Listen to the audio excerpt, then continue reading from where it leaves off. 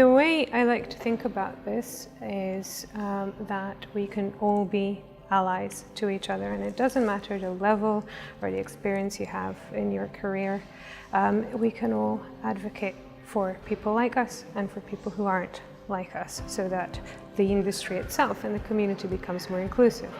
Now, how are we going to do that? I guess a good way to think about that is to really make the effort and start noticing everyone around you, and more importantly even, to start noticing who isn't around you and should be.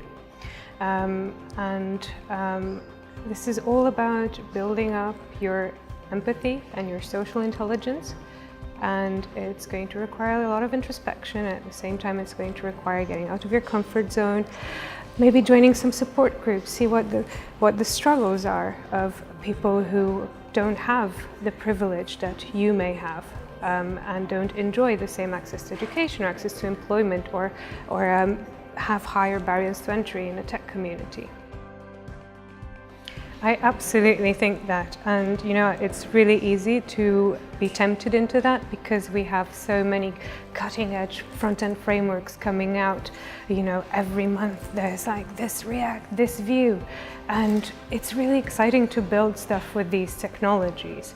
But when it costs more than, I don't know, it costs more than fuel or food for your family for an entire week to download a website in Africa, then that kind of puts things into perspective, and we need to be a little bit kinder, and we need to apply principles like progressive enhancement, and even perhaps, you know, like geographical optimizations based on the cost of mobile data.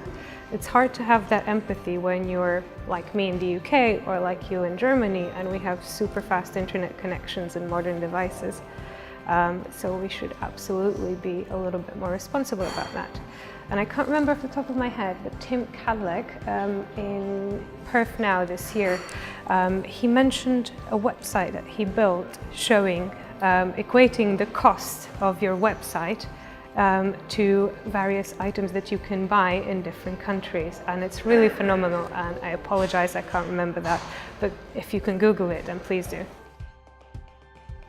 No, it wasn't. That was a project that came out of FT Labs. FT Labs are a team that is very much self-governed, but they have the responsibility to solve the problems that we have as an organization. And that tool was built, I think, as a consequence of a reader letter that was published in the FT, calling the FT out, and rightly so, on the lack of diversity in the journalistic tone. So I am very proud. It's a huge achievement for FT Labs.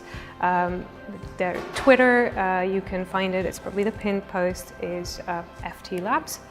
And you can use that, anyone can use that.